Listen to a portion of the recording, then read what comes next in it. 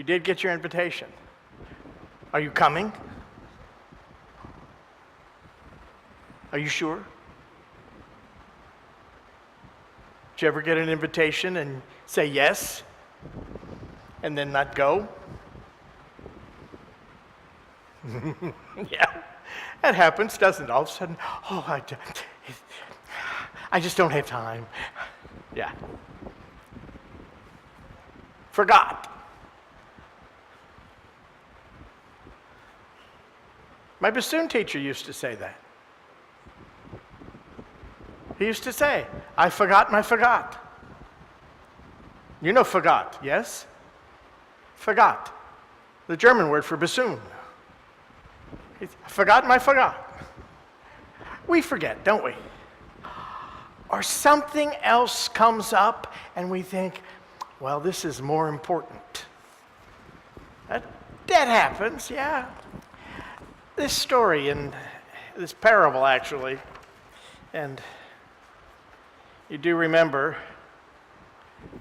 a parable has an outer story that is very simple to see what's going on, understand what the outer story is all about. Here it's about a king who's having a dinner, and he invites people, and they make excuses. But a parable has, well, I used to say, I won't say it anymore, but I'll say it today. A parable kind of messes with your mind.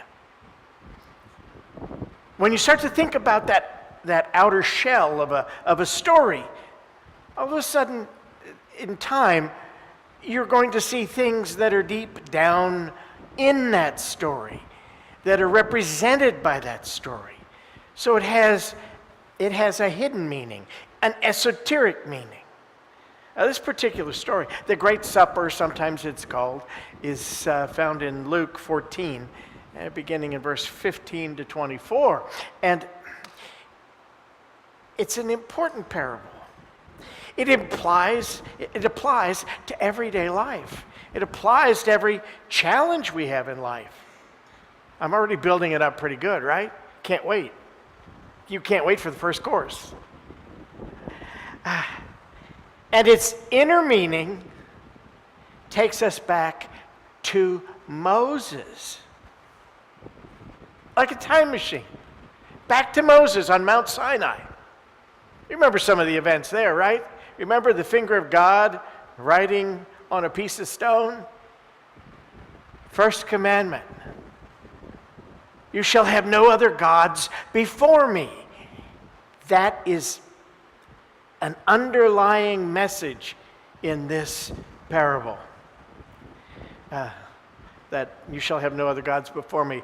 Exodus 20, verse 3. It's the keynote of this parable. I don't know if some of you are familiar with Emmett Fox, right? And in the 1930s, he was here in this room.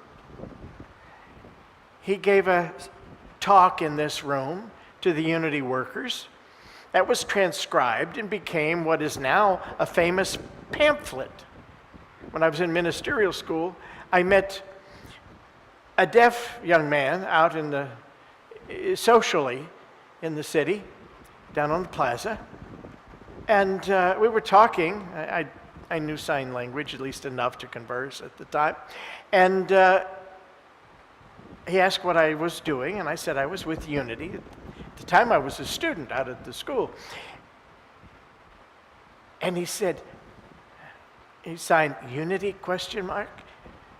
And then he pulled out his wallet, and he started going through it, and he pulled out a very worn pamphlet, The Golden Key, Emmett Fox. And I said, yes, Unity. We had published that from that talk he gave in this room. And you remember, if you've read it, that all boils down to one short sentence. Don't think about your problem. Think about God instead. Isn't that a reminder? You shall have no other gods before me. Think about God, not about lack, not about what you're going to do next, not how you're going to work out some situation, not how you're going to pay the bills. Think about God. Go to the source. Remember that it's always present. That's the foundation.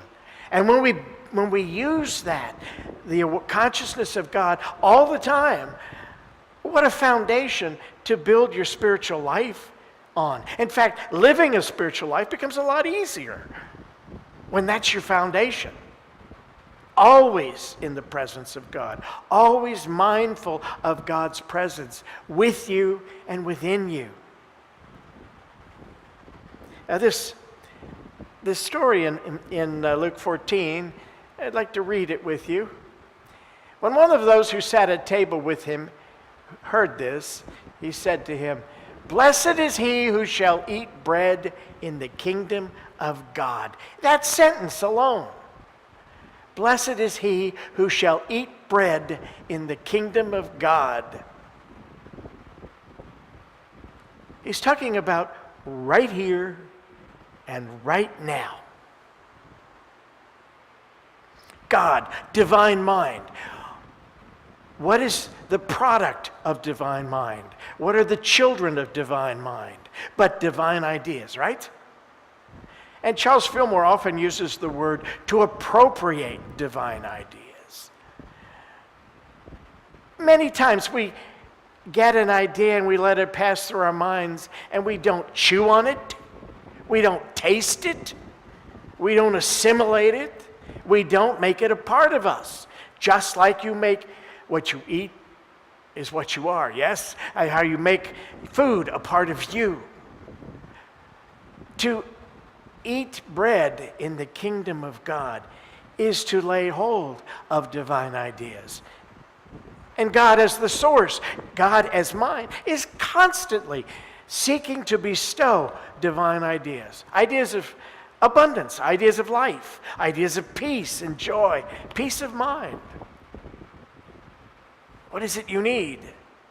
Think about God, because the idea is there. The idea not only for the thing or for the quality you need, but also how to acquire it and to build the consciousness of it. Remember Jesus' words, "To those who have, more shall be given. And to those who have not, even what they have shall be taken away." Your bank proves that to you regularly. It means if you write a check and you don't have enough, you didn't have enough, but then they take more of what you don't have. If you don't have the consciousness of the thing, if it's not an idea that you've accepted, appropriated in mind, you can get some of this and get some of that, but it's sure going to be very difficult, if not impossible, to hold on to it. We've seen that in a variety of ways in life, you know. Some good comes to you and all of a sudden you don't know why, but it seems to have dissipated, frittered away. I had a great example in my family. My aunt, when her mother passed, she had lived with her mother till her mother died, till finally the end of her mother's life. And her mother always told her what to do, when to do it. "Corinne, here's some money. I want you to go to the store. Here's a list. Go get it." When she got back, "Corinne, where's the change?" Constantly ran her life. She didn't know anything about life. At one time, I understand, Corinne had a boyfriend. My father owned, at that time, before I came around, my father had a beer garden in our hometown. Oh, the shame of it all. And my grandmother, Corinne's mother, was an incredible cook and baker, and she worked there, and Corinne, my aunt, was a remarkable baker, And she worked in there and waited on tables. And one night, this guy came in, and he had been getting friendly with Corinne. And my grandmother, I was told this by someone who had been there, my grandmother went up to him and she told him, "You leave my daughter alone." Well, what kind of life do you think, what was she prepared for? Do you think she had the consciousness of a full and rich life and how to have all the joy and happiness in life? When Grandma died, she inherited, now this would have been 1961. It wasn't a fortune, but it was about $90,000 in Procter & Gamble stock. And she had a job. 2 years. That money lasted 2 years. People at work started hitting her up for money. She moved out of the place she had lived with Grandma, got a new apartment, all new furniture. And she bought clothes. And we discovered later, she didn't do laundry, she bought new clothes. Try that. That's probably what a great idea. Never have to do laundry again or go to a laundromat. Just throw them away. Didn't have it. Couldn't hold on to it.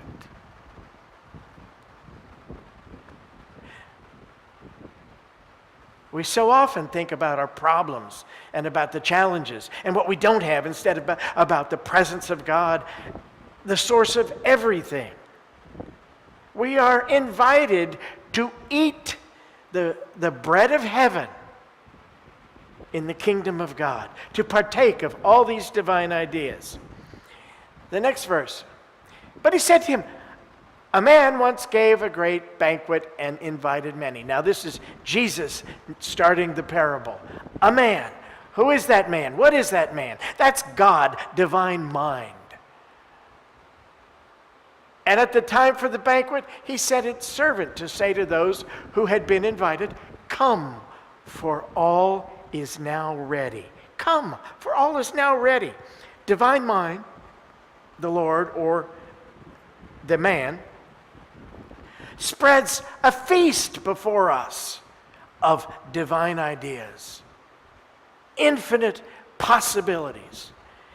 Infinite possibilities of a full and rich and wonderful life. And then, in the next verse, they all began to make excuses. Oh, excuses. Excuse me, but I have something more important to do. And now we have a variety of excuses. And it worked for us too. Have you been eager to read a truth book occasionally? Sometimes I can't wait to get the newest and latest one, something that somebody told me about. Man, I can't wait to either go for a search. I still blame John Rankin for that. You remember when I was going down and visiting John Rankin several times a year down in Texas. And he'd drop little things that we would sit at his kitchen table drinking coffee, and he'd say, "Oh, Catherine Ponder told me about a book. Have you ever heard of Eugene Fersen?" "No." "Oh, his book, Science of Being. I think you would like it." Okay. I called him a stealth teacher because he dropped these little tidbits. Then I came back home to Kansas City and I thought about it, so I got on the internet and I found a copy. Turns out it was printed in the 1920s, and it was a limited run of printing, and it was incredible print edition, ivory Bible paper, dark brown text because he didn't want to do polarity of black and white paper, black ink, and highlights of 24 karat gold on every page. And of course, bound in a pocket size in wonderful leather. Some of it was ostrich, Some of it was alligator. He didn't tell me I was going to spend $275. It was such a good book that about a year later, we reprinted it, chapter by chapter, handing it out to the congregation here. And it with a little 3-ring binder. And I did it on, it wasn't Bible paper, but it was an ivory paper. And we did print it in brown ink, at least portions of it, so one could see how that was. And we studied the book for a number of weeks. It was an interesting time. It's amazing how things come. But it's up to us. Eager to read books. Well, that was a book I read. I bought other books, and I put it on a shelf and thought, well, I'll assimilate that because it's in my house. You know about the Casey system. Buy the book, put it under your pillow, and sleep on it. That's never worked real well for me. Apparently, I have to read them. Then they don't work real well either, because I have to do something else. I have to apply what's in them. I'm going to go back to the bookshelf. That handles it better. We're eager to read books. We're eager to go to classes sometimes. But when the chips are down and something comes up in your life and it's an opportunity to actually do what you're learning about, many times we don't. We say no.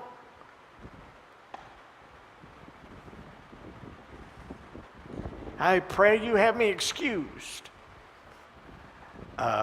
Okay.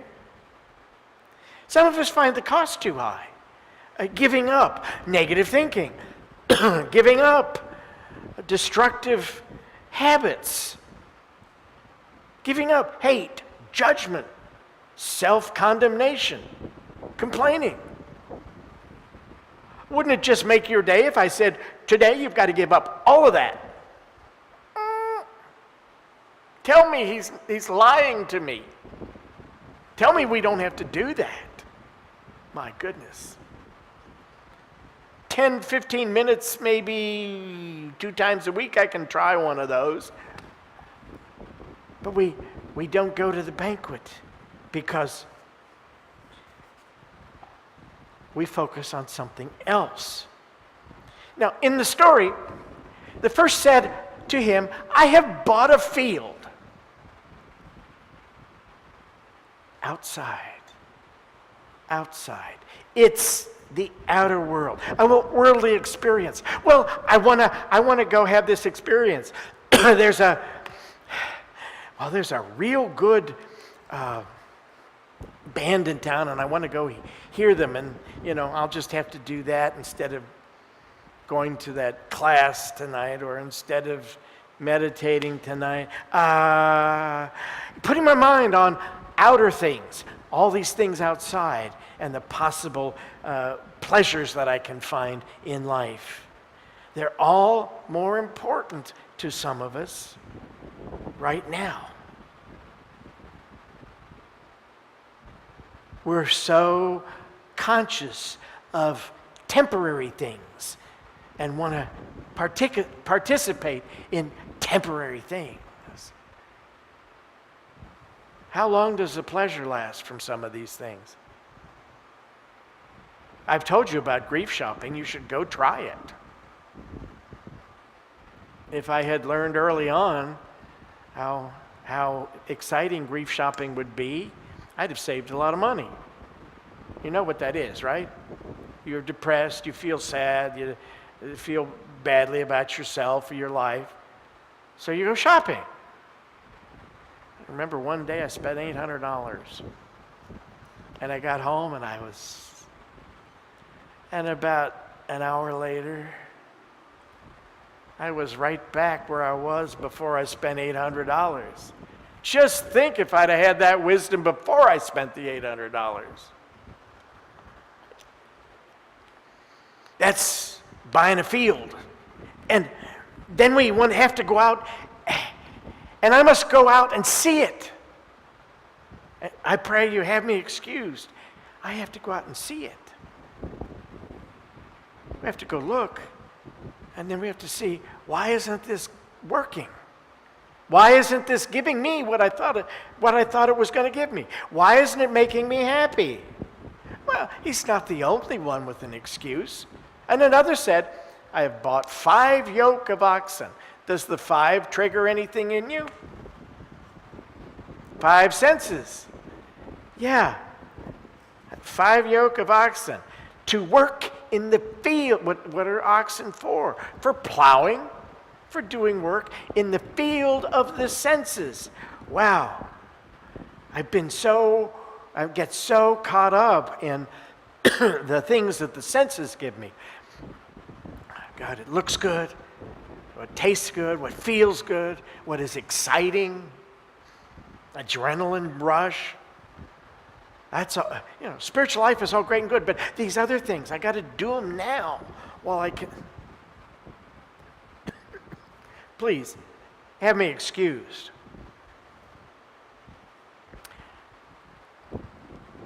And then there's another one. Another one said, I have married a wife. No more needs to be said about that. And therefore, I cannot come. That's the voice of personality. Getting all caught up in things of personality. Interactions between people. Oh, well, it's so much fun going out with so-and-so, or it's so much fun doing this and that with other people. I'd be doing spiritual things, but I have so much fun with so-and-so. Attachments to personality. A wife can also represent the feeling nature, right? Getting all hung up in emotions. Some people really enjoy that. They even enjoy negative emotions. Some people really enjoy getting angry and quarreling with people or arguing with people. Not all of us do, but some do. When I get tired of all of this, then I'll do a class. Then I'll learn something about my spiritual nature. Then I'll start meditating. For the servant came, reported this to the master. Then the householder in anger said to the servant, go out quickly to the streets and lanes of the city and bring in the poor and maimed and blind and lame. What a house full that's going to be, don't you think?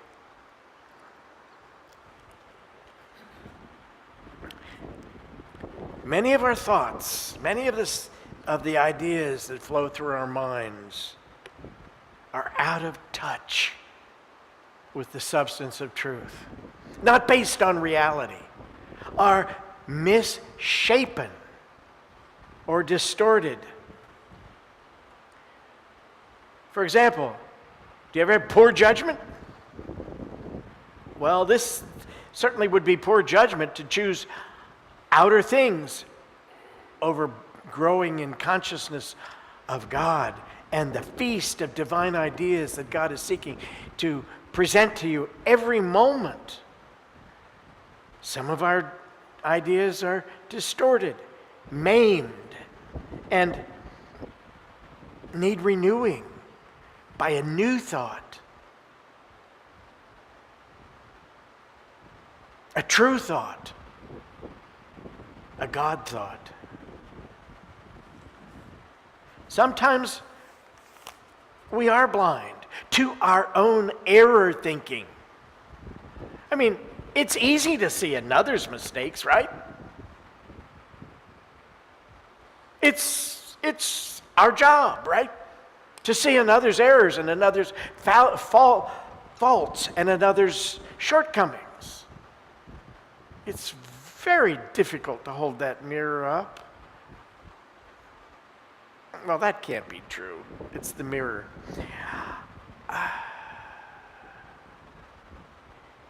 need to allow the light of truth to open our eyes through illumination, inspiration, through the light of divine understanding, to see clearly the truth of being. Remember, ideas that come right from divine mind are pure and perfect and whole, and they are reality.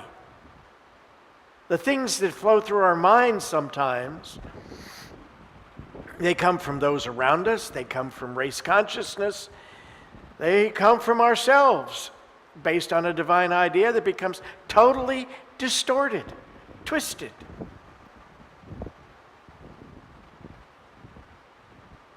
You can see how someone could get a hold of that divine idea that God is your instant, constant, abundant source of supply.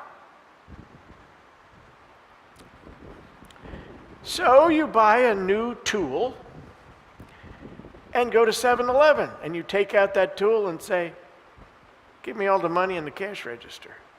God is my instant, constant, abundant source of supply. That's a distortion, is it not? Getting your good at another's expense.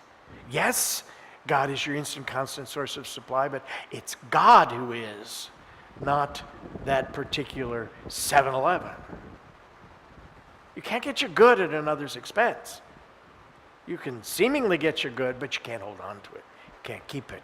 It doesn't work. The lame. Any belief or misinvested faith. Remember, faith you always have. You don't need to pray for faith. You need to pray for guidance on where to invest your faith, because it's the perceiving power of your mind, according to Charles Fillmore, and linked with the power to shape substance. So sometimes we invest it in the belief in there isn't enough. And then we get, there isn't enough in our lives. And we say, what happened? We invest it in the idea that we're going to be disappointed with something or with somebody. And we are disappointed. And then we say, God, why? Excuse me? You have faith. Yeah. You have free will. Yeah. You invested your faith in a negative outcome. Oh, that's how it works? Yes, that's how it works. You perceived it. You held it in mind. You anticipated it. You expected it. It's how it worked.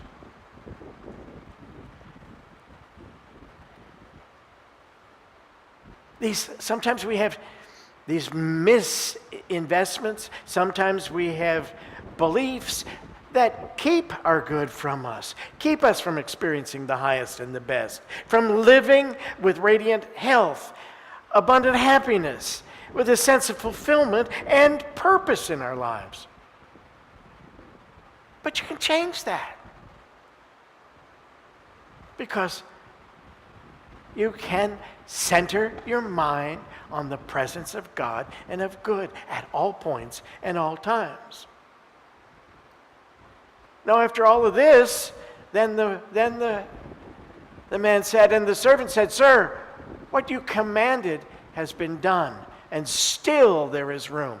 So the master said to the servant, Go out to the highways and hedges. I've been out to the highways, but I don't know that I've been out to the hedges recently. And compel people to come in, that my house may be filled. Now, the highways and the hedges. Are your minds crowded? Are they crowded with these transient thoughts that flash by? Where'd that come from? Sometimes it flashes through and you say, oh, you let it take you for a little excursion. And hopefully find out that wasn't for you.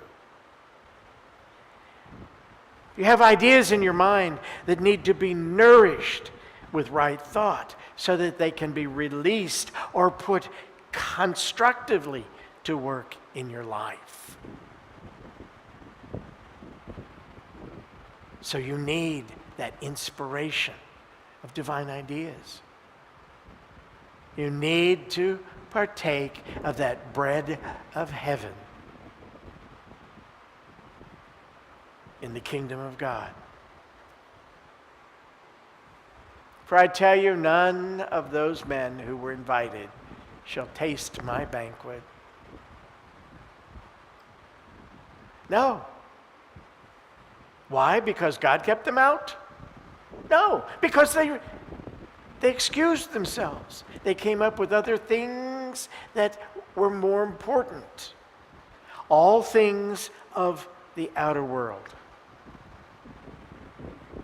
Things to do.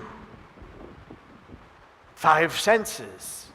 Things to eat, things to feel, things to get excited about. All kinds of reasons. They didn't have time to allow God thought to move them, shape their lives, and bring even more good into their lives. It's a nice table, don't you think? It's set attractively, but it's also got food on it. And that food's prepared for you. That feast is prepared for you. But using Charles Fillmore's word, appropriate. You must appropriate it. You must appropriate all the divine ideas that are available to you. The ideas of life, love, substance, intelligence, all good, all abundance, all times. You must appropriate it with your mind and consciously choose to be fed and nourished by the truth of being. I think Emmett Fox had something when he said, don't think about your problem or what you think you don't have or any other thing in your life that indicates lack or negativity. Think about God instead. Then you're going to the source, and then you're open yourself to pure and perfect ideas, and that's your inheritance. First in mind, then in manifestation. First in mind, and then in your life.